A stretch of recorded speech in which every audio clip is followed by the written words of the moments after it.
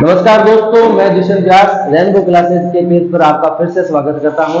हम पहले भी मिल चुके हैं जब मैंने अनाउंसमेंट की थी कि आपके लिए कुछ ऐसे वीडियोस आएंगे जो आपके लिए फायदेमंद होंगे। आज मैं फिर आपके लिए एक वीडियो लेकर आया हूं 10वीं क्लास के बच्चों के लिए मैथ का वीडियो। हम एक ऐसी प्रश्नावली के सवाल करेंगे जिसके क्वेश्चन हर साल आते हैं और आपके लिए फायदेमंद रहेगा जब आप उसको करके देखोगे। ठीक है, तो चलो करते हैं। हमारी प्रश्नावली है सांख्यिकी। सांख्यिकी प्रश्नावली में आपको तीन चीजें ज्ञात करनी होती है। सबसे पहला है हमारा समांतर माध्य। समांतर माध्य जिसे x बार लिखा जाता है। समांतर माध्य क्या लिखा जाता है? x बार। दूसरा पॉइंट अपने पास माध्यक। माध्यक, हाँ, ये है माध्य और ये है माध्यक। माध्यक को हम कहते हैं m। कुछ जगह पर इसको माध्यिका भी लिखा जाता है। माध्यिका भी लिखा जाता है। और तीसरा इस चैप्टर का सबसे महत्वपूर्ण वो है बहुलक। बहुलक जिसको लिखते हैं Z से। आप सब पूरे साल पढ़े हुए हो, आपने स्कूल में कोचिंग में ये सब की रखी है, कर रखा है आपने, तो फिर आपको बताने की जरूरत नहीं है तीनों चीजें क्या है। तीनों के फॉर्मूले हमें अच्छे से याद करना है। कैसे बनते हैं मैं भी आपको बताऊंगा। फॉर्मूले कैसे बनते हैं, फॉर्मूला से हम क्या करेंगे, सवाल को सॉल्व करेंगे। चलो सबसे पहले बात करते हैं समांतर माध्य की। मैं आपको एक ही सवाल में तीनों ज्ञात करके बताऊंगा, क्योंकि आपके जब बोर्ड में क्वेश्चन आएगा तो उसमें आपको कम से कम दो चीजें पूछेगा। वो कहेगा कि इसके अंदर समांतर माध्य और माध्य ज्ञात करो, या फिर आपसे पूछेगा कि माध्यक और बहुलक ज्ञात करो, या फिर कहेगा कि समांतर माध्य और बहुलक ज्ञात करो। तो चलो क्वेश्चन लिखते हैं आपके लिए, जिसमें आपको दिया होगा सबसे पहले वर्ग और आपको दिया होगा f, जिसको बोलते हैं बारंबारता। बारंबारता। वर्ग आपको मान लो दे रखा होता है जैसे 0 से 5, 5 से 10, 10 से 15, 15 से 20, 20 से 25, 25 से 30। f आपको उसके सामने रखी होगी जैसे 3 2 1 0, सॉरी इसको 10 कर लेते हैं। 3 2 1 10 4 और वापस 10। चलो हाँ, चलो आगे बढ़ते हैं। अब इसमें आपको सवाल पूछा जाएगा कि निम्न बारंबारता सारणी से आप हमें समांतर माध्य, माध्यक और बहुलक, है ना, तीनों पूछ सकते हैं। हालांकि तीनों आज तक पूछे नहीं गए हैं। तीनों आज तक पूछे नहीं गए हैं, लेकिन आपसे दो तो कम से कम जरूर पूछे जाएंगे। तो जो दो पूछे जाएंगे उनके बारे में डिस्कस करते हैं कि कौन से दो पूछे जाएंगे और दोनों में से जो पूछे जाएंगे उनको कैसे सॉल्व करना है। तो चलो आगे बढ़ते हैं सवाल की ओर। सबसे पहले जब आपको समांतर माध्य ज्ञात करना होगा तो क्या करना है आपको, समांतर माध्य में देखना है कि आपका जो अगला कॉलम बनेगा इस सारणी का, वो बनेगा आपका x का, जिसको हिंदी में कहते हैं मध्यमान। मध्यमान। और इस मध्यमान को निकालने का जो फॉर्मूला है वो ये है कि आपके वर्ग में जो पहली संख्या और जो लास्ट संख्या है, इन दोनों का योग और उसमें बटा 2, यानी कि हम उसको कह सकते हैं उसका एवरेज निकालना है आपको। 0 और 5, 0 और 5 को जब जोड़ेंगे तो 5 आएगा, 5 में 2 का भाग देंगे तो आ जाएगा 2.5। ठीक है, एक बार हमने कर लिया। अब इसको बार बार करने की जरूरत नहीं है, क्योंकि जितने का अंतर यहाँ पर चलेगा उतना ही अंतर यहाँ पर चलता रहेगा। तो यहाँ पे 5 का अंतर चलता है, 5 जोड़ देंगे तो 7.5, 5 जोड़ेंगे 12.5, 5 जोड़ेंगे 17.5, 5 जोड़ेंगे 22.5, 5 जोड़ेंगे 27.5। अब हमारे पास ज्ञात करना है अपने को x बार, यानी कि समांतर माध्य ज्ञात करना है। और समांतर माध्य को ज्ञात करने का जो फॉर्मूला है वो है a प्लस सिग्मा fx बटा सिग्मा f इंटू i या फिर h। ठीक है, अब इसके वैसे तो तीन फॉर्मूले हैं। ये फॉर्मूला है सिंपल फॉर्मूला। अगर आपको कह दें कि इसको करना है कल्पित माध्य से, किताब में जब भी आपकी बुक में या जहां पे पेपर में आपको सवाल आएगा तो उसमें लिखा होगा कि इसको आप कल्पित माध्य विधि से सॉल्व कीजिए। कल्पित माध्य विधि से सॉल्व कीजिए तो आपका फॉर्मूला लग जाएगा कल्पित माध्य वाला। एक आएगी आपके पास पद विचलन विधि।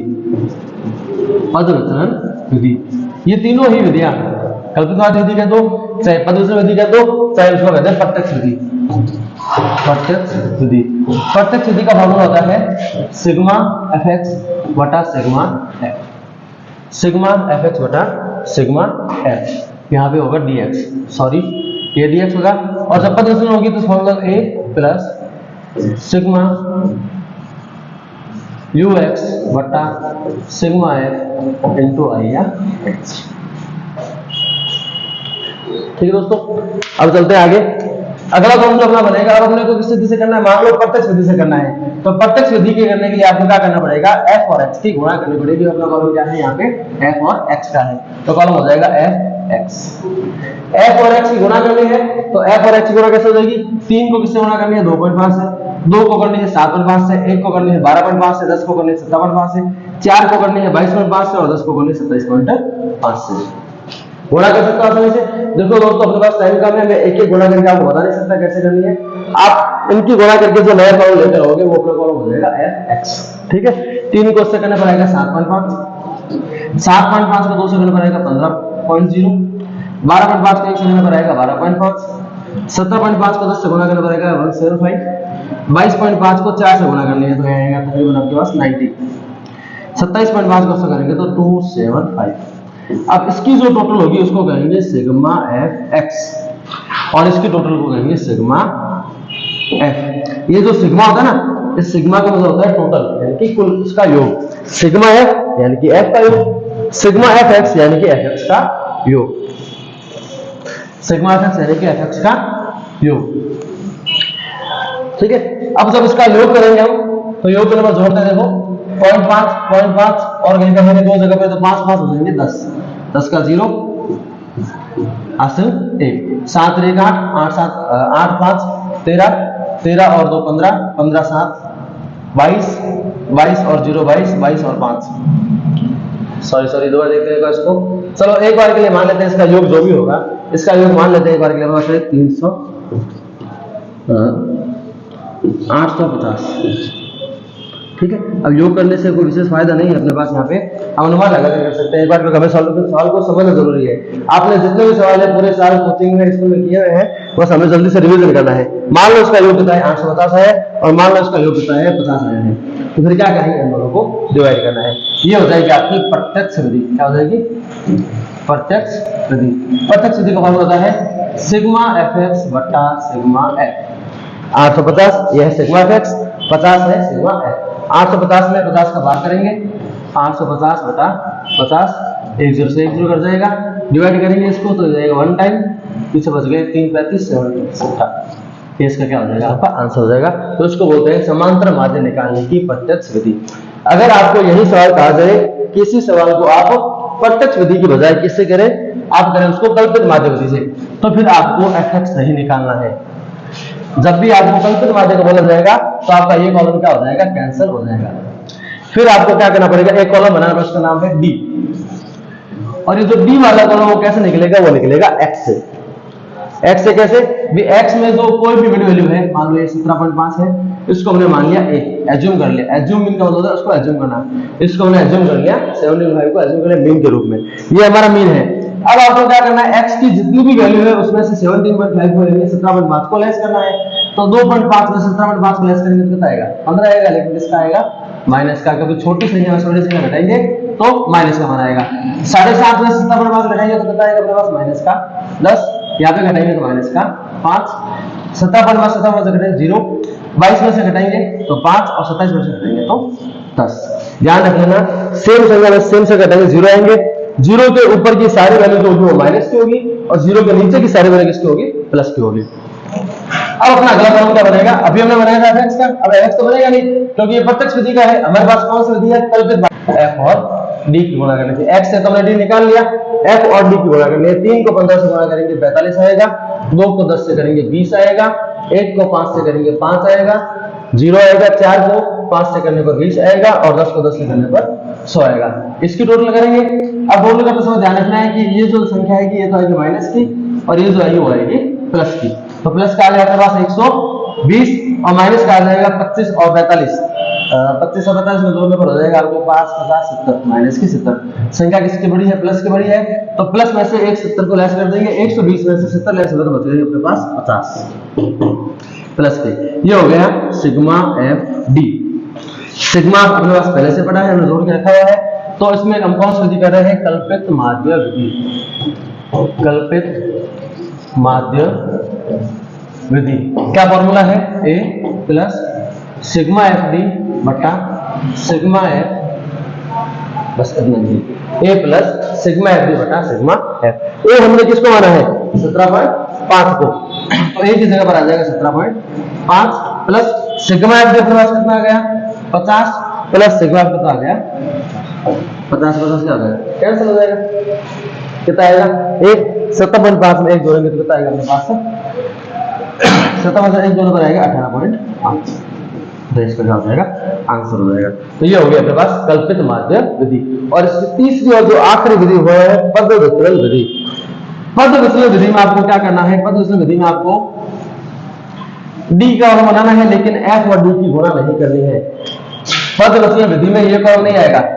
सवाल में आपको वर्ग और एफ दिया होगा, एक्स का कॉलम आएगा और एक्स के बाद आएगा डी, डी के बाद आएगा यू। यू कैसे निकलेगा? यू निकलेगा भाई कैसे? आप देखो यहाँ पे वर्ग अंतराल क्या चल रहा है? वर्ग अंतराल चल रहा है 5 का। तो आपको क्या करना है? जो डी आया है उस डी में 5 का भाग देना है। देते हैं भाग। 15 में 5 का भाग जाएगा 3 बार, 10 में 2 बार, 5 में 1 बार, 0 में 0 बार, 5 में 1 बार और ये 2 बार।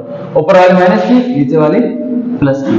2 ने 3 ऊपर हो जाएगा 3 2 5 6 माइनस का 6 और ये हो जाएगा 3। 6 और 3 माइनस का 6 प्लस का 3, संख्या माइनस की बड़ी है तो यहाँ पे आ जाएगा माइनस का 3। इसको कहेंगे sigma F you. Sigma F you कल्पित माध्य विधि का फॉर्मूला था अपने पास ए प्लस सिग्मा एफ डी बटा सिग्मा एफ। लेकिन यहाँ पे देखो हमने डी नहीं, हमने क्या बनाया? यू। तो यहाँ पे यू आ जाएगा। अब यू कैसे आया था? हमने क्या किया था? इस डी में इस वर्ग अंतराल का भाग दिया था, तो जिसका भाग है उसकी क्या कर देंगे? गुणा कर देंगे। वर्ग अंतराल इंटरवल आई की क्या कर देंगे? गुणा कर देंगे। अब ए जिसको माना है वो ए का मान आ जाएगा प्लस सिग्मा एफ यू जिसको माना एफ यू का मान जो 50 है, ये जो भी है माइनस का 3 आ जाएगा। यहाँ पे सिग्मा एफ कितना है? 50 आ जाएगा, इंटू आई कितना आ जाएगा? 5 आ जाएगा। तो ये जो मैंने आपको सवाल करा है, आप कैलकुलेशन पर मत जाना। मैंने कैलकुलेशन इतनी जल्दी इतनी फास्ट की है केवल आपको समझाने के लिए कि सवाल का पैटर्न क्या है, कौन सा फॉर्मूला पूछा जाएगा, उस फॉर्मूले के जो मान है, डी है, एफ है, आई है, यू है, जो भी है, वो सारी चीजें कैसे आएंगी और कहां से आएंगी। आप ये सोचो सर आपने कैलकुलेशन सर यहाँ पे 6 होता नहीं है, 5 होता नहीं है, क्योंकि अब इतना समय नहीं है कि मैं एक कैलकुलेशन आपको पूरी करके बताऊं। हमें समझना है सवाल की थीम क्या है, सवाल को करना कैसे है। ठीक है, तो हमने इस वीडियो में क्या सीखा? हमने इस वीडियो में 3 चीजों को सीखा है कि एक सवाल जो अपने को समांतर माध्य जो होता है उसको ज्ञात करने के पास कितने पैटर्न है? 3 पैटर्न है। पहला पैटर्न है प्रत्यक्ष विधि का, दूसरा पैटर्न है कल्पित माध्य विधि का और तीसरा पैटर्न है पद विचलन विधि का। अब कौन सी विधि को कब यूज करना है ये याद करने से अच्छा है कि आप ये देखो कि आपको पेपर में इसमें पूछा क्या है। अगर पेपर वाले ने आपसे पूछा है कि कल्पित माध्य से करो तो आप उसको कल्पित माध्य से करोगे, पेपर वाले ने आपको कहा है कि पद विचलन से करो तो आप उसको पद विचलन से करोगे, और अगर कुछ भी नहीं लिखा हुआ है तो फिर आप तीनों में से किसी भी विधि से उसको सॉल्व कर सकते हो। ठीक है, अब हम देखते हैं इसका दूसरा पॉइंट सवाल का, इस चैप्टर का, वो है माध्यक, जिसको हम लिखते हैं एम। एम कैसे ज्ञात करते हैं? एम के लिए भी आपको सवाल दिया होगा जिसमें आपको दिया होगा वर्ग और एक कॉलम दे रखा होगा आपको एफ। वर्ग जैसे 0 से 10, 10 से 20, 20 से 30, 30 से 40, 40 से 50। फिर से कह रहा हूं आप मेरी कैलकुलेशन में जाना, कैलकुलेशन में फास्ट करूंगा, हो सकता है गलत हो जाए, लेकिन आपको समझना है सवाल को सॉल्व कैसे करना है, क्योंकि आपके पास वहां पे बहुत समय होगा, 3 घंटे हो गए, आप आराम से एक क्वेश्चन को क्या कर सकते हो? सॉल्व कर सकते हो। अभी मेरे पास 15 मिनट का समय है और 15 मिनट में आपको पूरे सवाल को क्या करना है? रिवाइज करना है। जो सामने आप देख रहे हैं, मान लो 5, 2, 3, 10, 20। चलो अब क्या करना है आपको? सीधा साथ जब भी आपको माध्यक माध्यिका ज्ञात करने तो केवल एक ही कॉलम बनेगा, वो बनेगा सीएफ का। सीएफ को बोलते हैं संचयी बारंबारता, कैलकुलेटेड फ्रीक्वेंसी। कैसे बनेगी? पहली सीएफ और एफ हमेशा क्या होती है? सेम होती है। 5 की 5 हो जाएगी। अब इस 5 में जोड़ देंगे 2 को, तो 5 और 2 जोड़ने में कितना हो जाएगा? 7। इसी क्रम में जोड़ दो, 7 और 3 10, 10 और 10 20, 20 और 20 40। इसकी टोटल करोगे वो भी कितनी आएगी? 40, क्योंकि हमने इसी को जोड़ कर क्या बनाया। तो सबसे लास्ट सीएफ और एफ की टोटल हमेशा क्या होगी? बराबर होगी। अगर बराबर नहीं है तो सवाल अपना गलत हो जाएगा। सीएफ के बाद आपका फॉर्मूला याद होना चाहिए। एम का फॉर्मूला क्या है? माध्य का फॉर्मूला, फॉर्मूला है L1 प्लस n बटा 2 माइनस सीएफ अपॉन में एफ इंटू में आई। अब सोचोगे एफ क्या है, एन क्या है, सीएफ क्या है, तो ये सारी चीजें अपने को कहाँ मिलेगी, सवाल के अंदर ही मिल जाएगी। सबसे पहले देखो n क्या होता है, n होता है CF की सबसे लास्ट संख्या, क्या है 40, तो n हो गया 40। फॉर्मूला अपने को चाहिए n/2, तो n/2 कर लेते हैं, यानी कि 40/2 करेंगे, कितना आएगा 20। अब इस 20 को क्या करना है आपको, 20 को CF में ढूंढना है। अगर मिल गया तो अच्छी बात है, वरना आपको उससे जस्ट बड़ी संख्या लेनी है। अब देखो CF में 20 है, ये मान लो 20 है, तो 20 है तो इसको क्या कर लेंगे, राउंड कर लेंगे अपने। अब सारी चीजें अपने को इसके अंदर से हो जाएगी। मान लो 20 नहीं होता, यहाँ पे मान लो एक बार के लिए क्या होता, 21 होता, क्या होता 21, तो फिर 20 से 10 बड़ी संख्या कौन है, 21 होता है, वो ले लेते। ठीक है, मान लो 18 होता, क्या होता 18, तो फिर हम क्या लेते हैं 40 लेते हैं, जो सबसे लास्ट संख्या है, क्योंकि हमें या तो 20 लेनी है या उससे जस्ट बड़ी संख्या लेनी है। तो यहाँ पे 20 है, तो सोचने वाली बात ही नहीं है। अब इस कॉलम का जो f है वो कौन है 10, तो अपने सवाल में f क्या हो जाएगा 10। इसका वर्ग कितना है 10, तो i क्या हो जाएगा अपने लिए 10, और क्या चाहिए अपने को f आ गया, i आ गया, f अब चाहिए CF और L1। तो इस कॉलम की जो सबसे पहली संख्या है वो क्या है 30, तो L1 क्या हो जाएगा अपने लिए 30, और CF जो CF हमने जो CF कवर की है उसके जस्ट ऊपर वाली संख्या क्या हो जाएगी CF, तो CF बराबर क्या हो जाएगा अपने पास 10। सारी संख्या अपने पास आ चुकी है। अब आपको कुछ भी नहीं करना है, फॉर्मूला में इसको पुट अप करना है। L1 की जगह क्या आ जाएगा, L1 की वैल्यू वो है 30, n/2 का मान है आपके पास 20, CF का मान है 10, F का मान है 10 और I का मान है 10। 10 20 में 10 करेंगे, 10 में 10 का भाग दिया एक बार, 1 को 10 से गुणा किया तो 10, तो 30 + 10 कितना आ गया भाई 40। ये हो गया आपका माध्यक। हाँ, एक बात ध्यान रखना, केवल समांतर माध्यम में ही 3 विधियां हैं, प्रत्यक्ष विधि, कल्पित माध्यम विधि और पदोष विधि, लेकिन तीनों विधियों से आंसर सेम आएगा। यहाँ पे अपने पास माध्यक ज्ञात करना है, माध्यक में जो लिंक फॉर्मेट है वो सीधा फॉर्मूला है m बराबर L1 + n/2 - CF/F × I। n/2 कैसे आएगा, n सबसे लास्ट संख्या, CF की सबसे लास्ट संख्या क्या करेंगे n/2 करेंगे तो 40 का 20 हो जाएगा। 20 को CF में ढूंढना है, मिल गया तो अच्छी बात है, वरना उससे जस्ट बड़ी संख्या लेनी है, उसको क्या कर लेंगे कवर कर लेंगे। उसका अपना f है, उसकी पहली संख्या L है, उसका अंतराल वर्ग अंतराल है, फॉर्मूले में पुट अप करेंगे तो अपने पास m का मान आ जाएगा। अब चलते हैं इस चैप्टर के सबसे लास्ट पॉइंट पर, क्या है वो बहुलक, जिसको हम लिखते हैं Z। बहुलक ज्ञात करने का फॉर्मूला दिखने में थोड़ा हार्ड हो सकता है, लेकिन सबसे आसान है। फॉर्मूला है Z का L1 प्लस, अब L1 वही m वाले होगा इसके अंदर भी, यहाँ पे हो जाएगा F1 - F0 बटा 2F1 F0 F2 × I, यानी कि आपको इनको ढूंढना है, Fn को, F0 को, F2 को, I को और L1 को ढूंढते हैं। पूरे सवाल में जो सबसे बड़ी f है, सबसे बड़ी f 20 है, 20 है तो अपने हो जाएगी F1, क्या हो जाएगी F1 20, उसके जस्ट ऊपर वाली संख्या F0 हो जाएगी, यानी कि F0 का मान हो गया 10, और उसके जस्ट नीचे वाली संख्या है क्या, नीचे में 40 तो टोटल है ना, 40 टोटल है, नीचे वाली संख्या क्या हो जाएगी F2, जब नहीं है तो उसका मान क्या हो जाएगा 0 हो जाएगा। F2 है ही नहीं तो F2 अपने लिए क्या हो गई 0 हो गई। मान लो ये 20 यहाँ पे होता तो इसके ऊपर वाली संख्या ये 3 हो जाएगी और नीचे वाली संख्या ये हो जाएगी F1 F0 F2। क्लियर है, ये अपना सेम चीज है। अब अपने को L1 चाहिए, तो F1 क्या था अपना 20, 20 के सबसे सामने वाला संख्या क्या है 40, तो L1 बराबर हो जाएगा अपने लिए 40। वर्ग अंतर कितने का है 10 का है, तो I बराबर हो जाएगा 10। ये सारी चीजें अपने को फॉर्मूले में पुट अप करनी है। Z बराबर L1 का फॉर्मूला अपने पास, L1 के मान कितना आया था 40 plus F1 minus F0, F1 है 20, F0 है 10, तो 20 माइनस 10 2F1, F1 का डबल 20 का डबल 40 माइनस F0 का मान 10, F2 का मान 0 इंटू I का मान 10। 20 में 10 हटाइए तो 10 आएगा, 40 प्लस में पहले से है, 40 में 10 घटेंगे तो 30 आएगा इंटू 10, 10 को 10 से गुणा करना पड़ेगा 100/30, प्लस में कौन है आपके पास पहले से 40, 100 में 30 का भाग देंगे तो आएगा 3.33 और उसको 40 में जोड़ देंगे तो आ जाएगा 43.333, जो भी आपका आंसर हो जाएगा। ठीक है, मैंने कहा फिगर आउट पर मत जाना, फिगर जो है उस पर जाओगे आप तो सवाल क्या हो जाएगा आपका। तो अभी मैंने जो आपको तीनों सवाल कराए हैं बहुत ही फास्ट, बहुत ही तेज स्पीड में कराए हैं, क्योंकि आपको केवल फॉर्मेट समझ जाना सवाल का कि सवाल को अटेंड कैसे करना है। सोचता हूँ, आशा करता हूँ कि ये आपके लिए बहुत फायदेमंद होगा, आप इसको देख कर कुछ सीखोगे और जब बोर्ड में आपका सवाल आएगा तो आपको पैटर्न करने आसानी। ठीक है, धन्यवाद।